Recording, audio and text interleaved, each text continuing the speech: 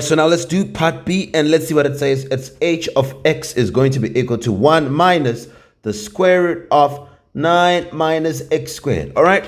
So how easy is this? They want to see if it is continuous at x equal to negative 2 again. So we can say for continuity, this is us. For continuity at x equal to negative 2, then we put a comma. We can now say h of negative 2 should be equal to the limit as x goes towards negative 2. Okay, the limit as x goes towards this value, negative 2, of h of x.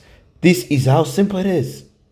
Practice it. Practice writing this. Make sure you write it well. Make sure you write the continuity equation well. Okay, the limit as x goes to this of this function should be the same as h of this value of 2.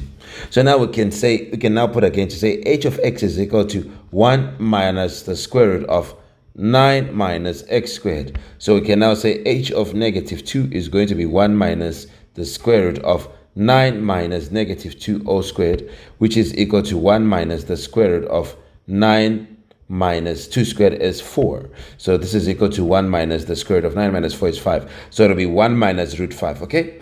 And this is a solution. So this is equal to 1 minus root 5. That's what we got, all right? So this is the solution we had.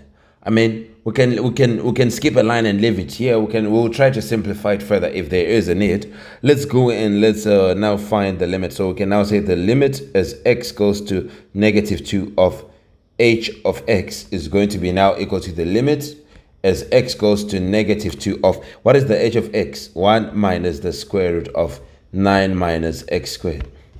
This is going to be equal to, in this limit, what do? We just substitute, okay? Because this is something which you can substitute, all right? So what is that going to be? 1 minus the square root of 9 minus negative 2 all squared, which is just 1 minus the root of 9 minus 4, which is equal to 1 minus the square root of 5, okay? And that's the exact same thing as this other one here.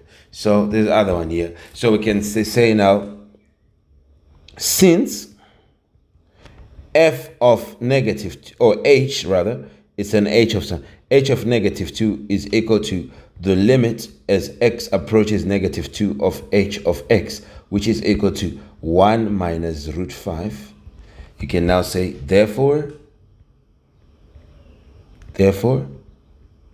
h of x, which is equal to which is 1 minus the square root of 9 minus x squared, 9 minus x squared, you can say is continuous, okay?